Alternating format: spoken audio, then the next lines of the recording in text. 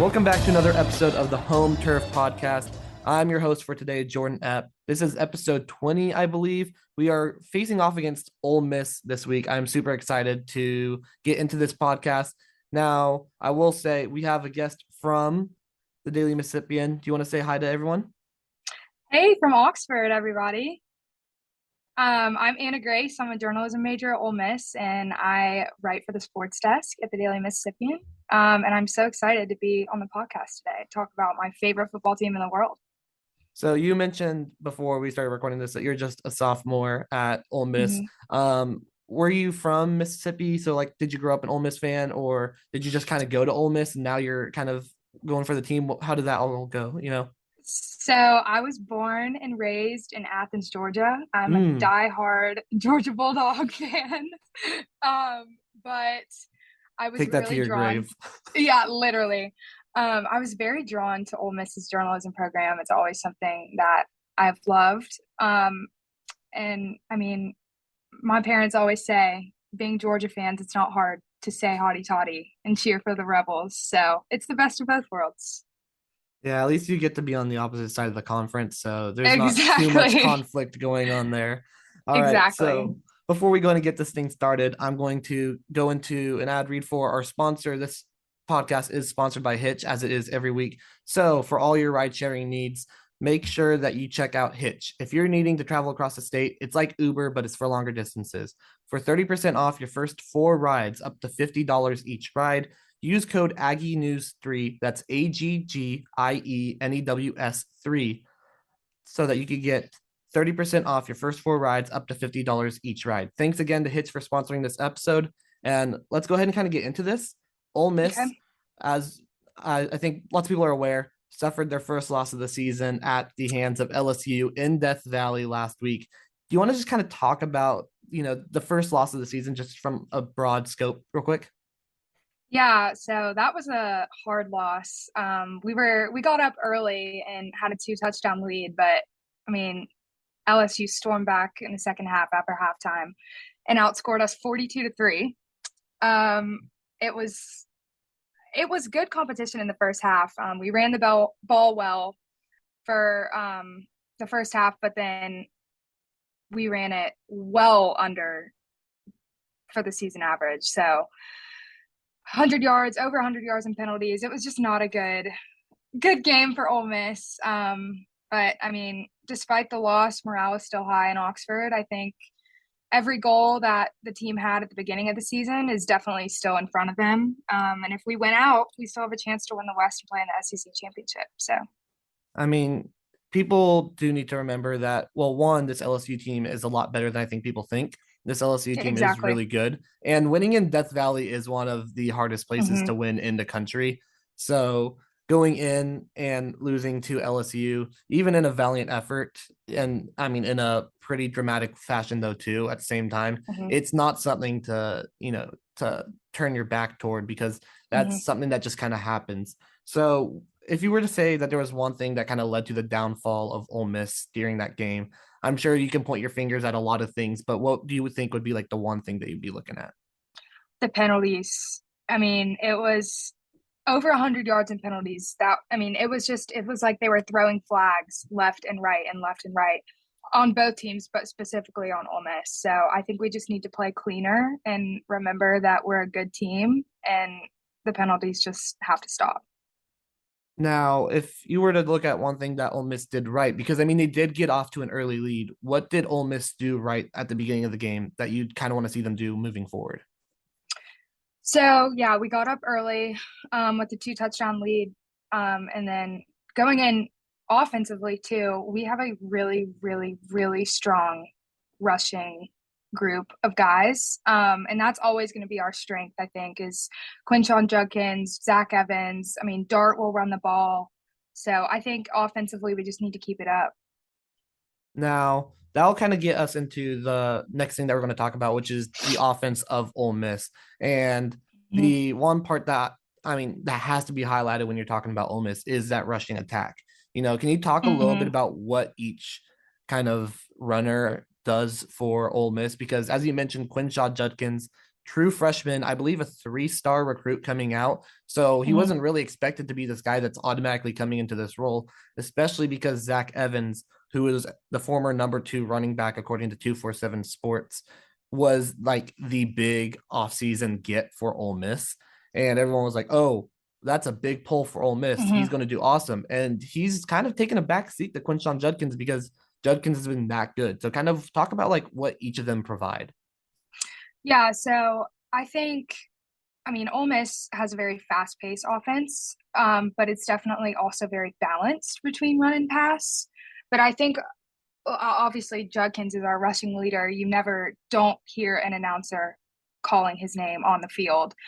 Um, he leads all freshmen nationally in rushing touchdowns and rushing yards, which is insane. And I mean, I agree with you. Like I remember last spring, everyone was so excited that we were getting Zach Evans, TCU transfer. He's insane. But then you're right, he did kind of take the backseat to Judkins. But I think that it's not even looking at that; it's looking at how well they work together.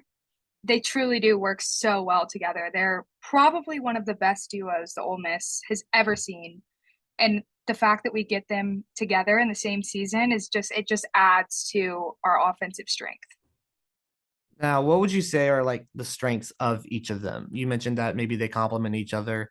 Is it that Mm-hmm. Judkins does one thing that maybe Evans doesn't provide, or is it just the fact that you can rotate 2 people in, and that means that they don't get tired because you can have one guy in who's dominant and then bring another guy in who's also dominant. You mentioned Judkins being a freshman leading rusher. I believe he has 12 touchdowns on the season, and Zach Evans has 7 as well. Kind of talk to like what each of them can do.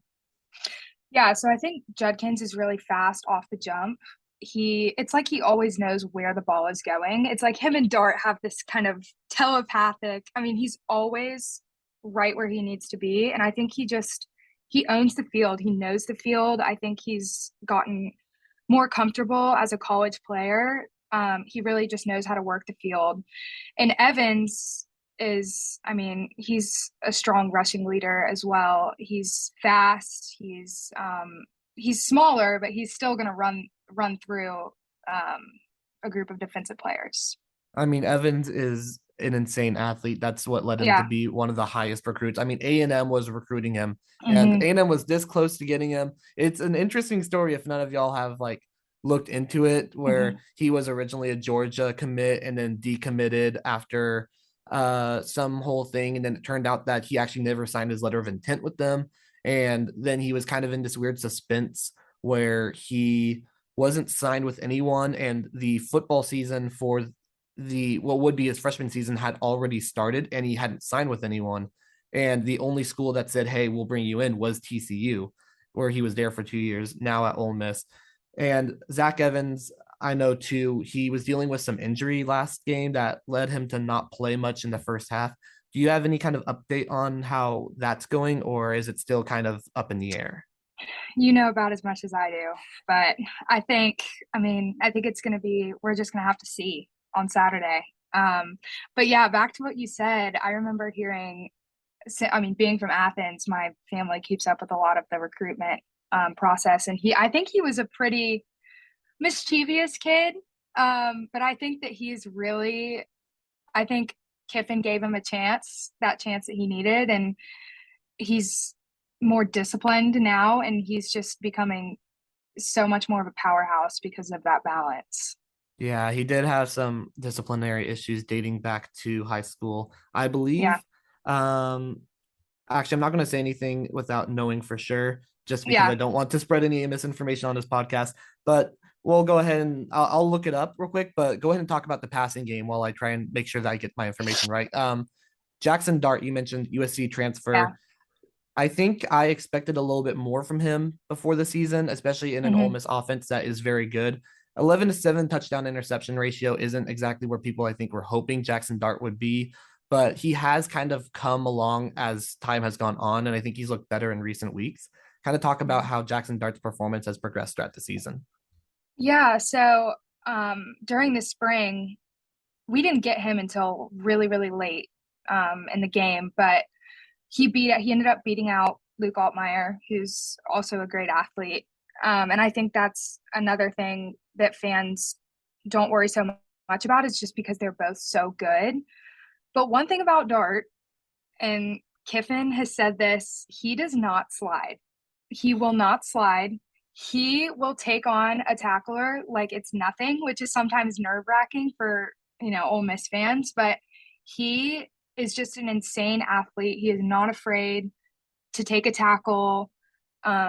He has great accuracy, I think, and he'll also run the ball, which is all you can ask for in a quarterback, just not to be afraid to run the ball. Yeah, I mean, one thing that you can't knock from whether or not you think that Dart has been to the best start compared to maybe what you expected. One thing you can't say about him is that he's not accurate. He's a very Mm-hmm. accurate passer. The issue maybe has been a little bit more of a decision making thing, Mm-hmm. making sure that you're always making the right plays. I found, so I wasn't going to be spreading misinformation, but I'll say it now about Zach Evans, just because, we're talking about Ole Miss, you might as Yeah. well. So it was actually I can't remember. So if he's a junior this season, so this would have been my freshman year of college. I went to the 6A Texas High School Championship game between North Shore and Duncanville. And I remember that they had Zach Evans, North Shore, uh, playing in that game. And I was like, oh, I want to see what one of the nation's best running backs looks like in high school. That sounds like a lot of fun. Mm-hmm. And it was at AT&T Stadium. I'm from the Arlington, Texas area. And so we went to the game, and I remember that he wasn't playing, and I was super confused why. I went on to Twitter.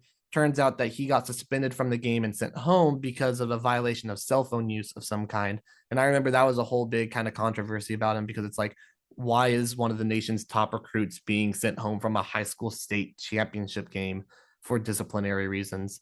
So, yeah, that's kind of story time on Zach Evans. Not to In tangent the too grand, far from I that. mean, in the grand scheme of things, that's so minuscule. He's an Mm-hmm. insane athlete, and I think that he'll stick around. So, He wouldn't be back where he is now if he hasn't kind of, fixed a lot of the exactly. things that Yeah. maybe were going there. So, Yeah. overall, how do you think you felt about Ole Miss's offense heading into the season? Like, we're over halfway through the season. How do you feel about it so Mm-hmm. far? I feel so good about Ole Miss offense. We have so many, like I said, like we had just talked about, so many amazing rushing leaders, but we also haven't talked about receiving leaders. Jonathan Mingo, an absolute beast. He's second in the SEC and fourth nationally in yards per catch. So he is just super accurate. He actually just set an Ole Miss record in Vanderbilt a couple weeks ago. So receiving wise, he's a great receiver. He's also followed by Malik Heath and Jordan Watkins, who are two other great Ole Miss receivers. I just think offensively, Ole Miss tends to kind of dominate the field. They know what they're doing. And I think Jackson Dart does a great job of leading the team despite being so young. He's my age. He's only a sophomore. And he's new to Ole Miss. So I think he's done a pretty good job of getting himself acquainted with the team and looking at Matt Corral too. I mean, last year we played you guys. I love Matt Matt Corral. He has Corral, a special place in my I heart. he's a good guy. Amazing quarterback. Matty Ice is what we all used to call him last year, but it's hard to compare Jackson Dart to Matt Corral just because Matt Corral was such a good quarterback. But I think that as Jackson Dart continues um, to play, I think that he could potentially get to Corral's level. He was definitely one of the higher touted freshmen after coming onto the scene at USC. There was a lot of excitement Mm-hmm. for him as a true freshman. So it has been cool to see what he's been able to do at Ole Miss. And I think there's a lot of room for development. I do think it's funny Yeah. that an Atlanta native calling someone else Matty Ice, you think that Matt Ryan would be the one true Matty Ice to you. But yeah, I Oh mean, man, don't even get me started on the Falcons. I can't cheer for the Falcons.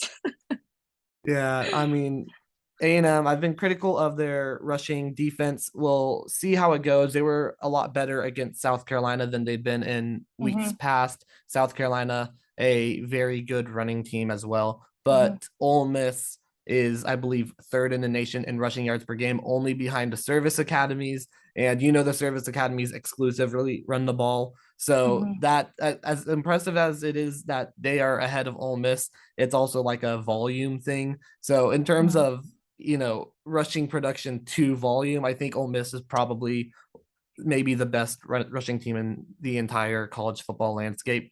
So kind of I just talked about A&M's defense. Can you talk to a little bit about, like, from a big perspective, Ole Miss's defense? How have they performed throughout the season? Yeah, so I mean, not to get into too many stats or anything, but we do have a lot of good defensive players.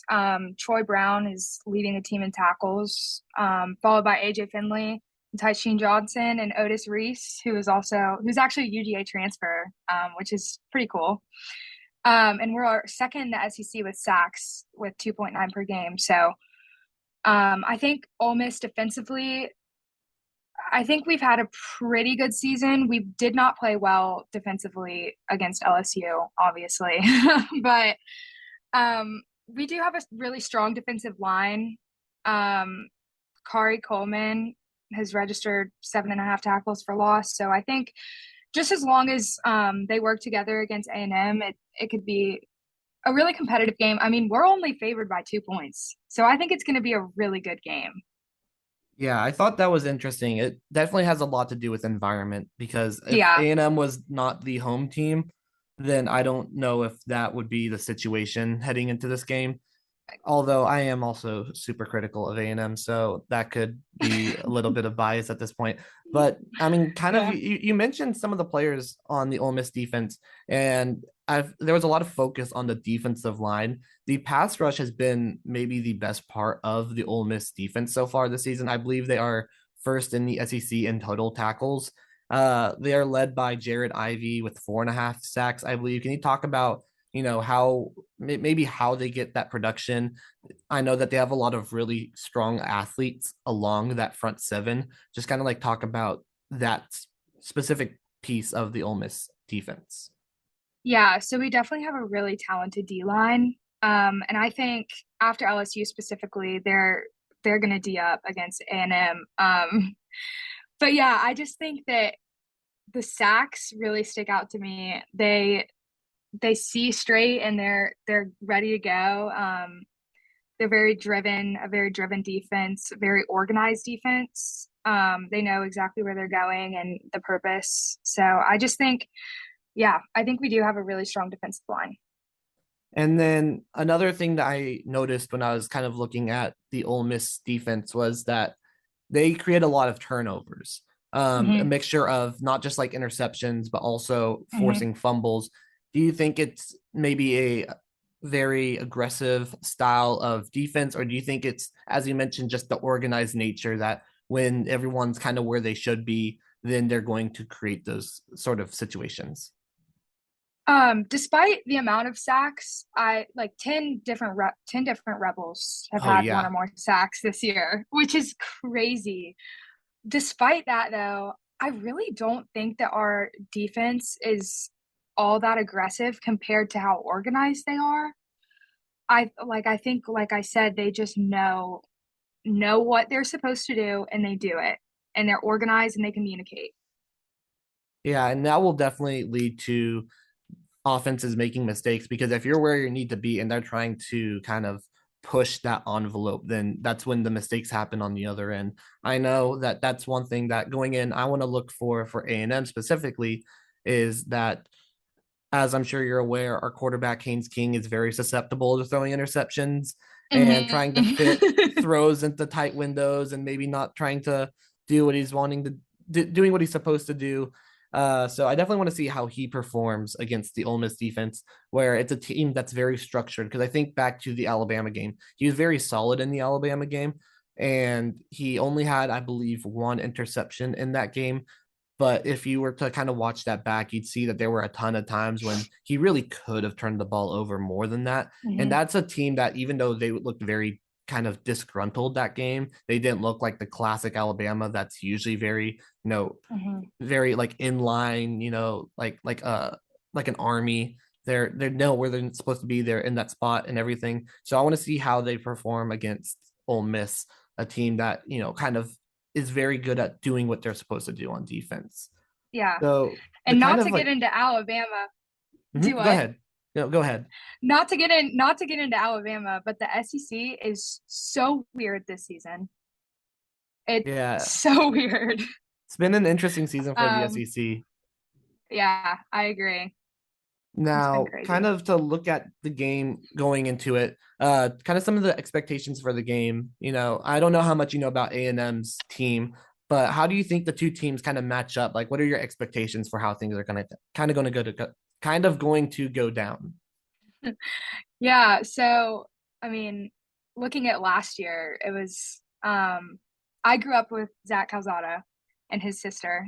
And I think that looking at last year's game, we won by 10 points, which one touchdown in the grand scheme of things is not that big of a gap. But I think after a loss against LSU, I think Ole Miss is going to come out really hot this weekend. I think that loss wasn't one that they were necessarily prepared for. And if they do start to go down, it's definitely not going to be without a fight. But I do think, again, it's going to be a really good game. It's going to be a pretty close game. Ole Miss is only favored by 2. I think the competition is going to be great. I know I'm going to be glued to my TV screen watching from Oxford, but and then also looking at Dart, he had an injury scare last weekend. He was down for a minute or two. So that kind of leads me to think that he may not be running the ball so aggressively this game, which is definitely a big factor. I don't really think he's scared. I just don't think he wants to get hurt. But I think that's definitely going to be a big factor because he does have a lot of rush yards for Ole Miss's offense. But I don't know. I think it's going to be an entertaining game. Yeah, I think Dart has over 300 rushing yards on the season. He's definitely Yeah, a factor in the team's rushing attack that we were talking about exactly. earlier. Now, you mentioned before we got started here that you knew a lot of people who were coming down for the game. Do you expect there to be a good away crowd coming to A&M? What are you feeling? Oh, I cannot tell you how many of my friends are going. Ole Miss has draws a big Texas crowd. I have tons of friends from Houston, Dallas, Austin, but so many of my friends, there's gonna be a lot of Ole Miss fans there. I think it's gonna be loud. There's gonna be a lot of powder blue, so get ready. But yeah, I think Ole Miss students are definitely going to travel well for this game. Everyone's excited to go to College Station. That's one of the things about the SEC is that teams travel really well in the SEC. Mhm. Like even when you're playing away, there's going to be a good crowd. And I mean, I don't think anyone knows that more than A&M, who has one of the biggest alumni networks in like all Yeah. of college. So no matter where you are, there's going to be an A&M crowd Hmm. surrounding that away stadium. So to kind of go back into like the expectations. So when I make people do predictions, I don't make them predict a score. So don't feel Okay. obliged to do that unless you want I to. did do a score prediction just You in did? case you were going to make me. Yes. Okay, yeah, I don't make you, but if you want to, then you can drop it. But kind of let me know what your prediction is for the game. How do you think things are going to go down? Okay. So I think it's going to be a really great SEC matchup. Always love a good SEC matchup. But I think Ole Miss is going to take the win this week. I'm not unbiasedly just looking at the team and comparing the two teams. I mean, love Ole Miss, die hard, but I do think that Ole Miss this season is the better team. And I do think that the score is going to be in Ole Miss's favor. So, So you're not going to drop that score prediction. You're going to keep that hidden. do you want me to? No, I Okay. won't. I won't make you do it. No, I will. I will. I think it's going to be somewhere. My guess was 42 to 28. I think it's going to the first half, I think Texas A&M is going to come out really strong because I mean Ole Miss is a strong team as well, and I think that y'all are going to fight in the first half, but I think that Ole Miss is going to run the score up in the second half. Yeah, I'm inclined to be on your side of Ole Miss winning this game. Mhm. Now, I'm laughing It's because okay. no, I'm laughing because my track record of predicting on this podcast has been really, really, really bad. because Really? because A&M has been so unpredictable this season. I That's mean, true. what I predicted that we're going to beat App State. I predicted that we are going to lose to Miami. I predicted that we were going to lose to Arkansas. And then I predicted that we were going to beat South Carolina. I mean, it's just been a very unpredictable season. You haven't really been able to know what's going to happen from A&M, one week to another week. So it's very, very likely that A&M wins this game as much as it is very likely that Ole Miss wins this game. But I I will totally err on the agree with side you. of Ole Miss. You know, I'm going to have to. And since you gave a score prediction, I'll do the same thing. I'm going to kind of spitball here, but I'll go ahead and say that it is. I'm trying to do some math. I'll say 30 to 23. I think Ole Miss wins by It's a more good than one. 2 points. I'll say 30 to 23. I don't think A&M is going to score too many points, but I just think this is going to sound like such a dumb, obvious thing. But I don't think A&M is going to score that many points. I think Ole Miss is just going to outscore them. I think it's that simple. I just don't think A&M is going to score enough Yeah. to keep up. I think it's going to be between a touchdown, maybe two. I agree. I think that no matter what, it's going to be a good game. Yeah, I agree. Okay, well, I have a question for you. Ooh, okay. Is the Mm-hmm. interviewee allowed to ask the interviewer a question?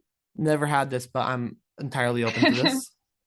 Okay, so Miss Rev or Juice Kiffin? I don't know who Juice Kiffin is. You don't know who Juice Kiffin I is? don't know Juice Okay, Kiffin. I'm looking it up right it's now. You go ahead and talk while I look it up. okay. So Juice Kiffin is Lane Kiffin's little white Labrador retriever. And he is like, all the students have kind of claimed him as the little unofficial mascot. I'm seriously, I mean, going back to Kiffin, his social media presence is unbelievable. Keeps me so entertained. And I think that that's another reason that he's done so many good things for our university too, is his social media presence. He knows how to connect with the students. He makes adults laugh. And he's just, I mean, he's an outstanding, his marketing is just outstanding. It's really good for recruiting too. I think that Yeah. Oh, Lane yeah. Kiffin's done a really good job of recruiting because people want to play for him because they're like, oh, this guy's cool. I want to play for him. Mhm. Now I'm looking at Juice Kiffin, adorable little lab, like you said. I mean, not lab retriever. But I'm gonna have to side with I'm gonna have to side with the Queen of Aggie Land, Miss Rev. Maybe that's just because I go to A&M, but I'm gonna have to err on that side. I mean, such beautiful fur on Miss Rev. I know. We're gonna have I to go figured with Miss Rev.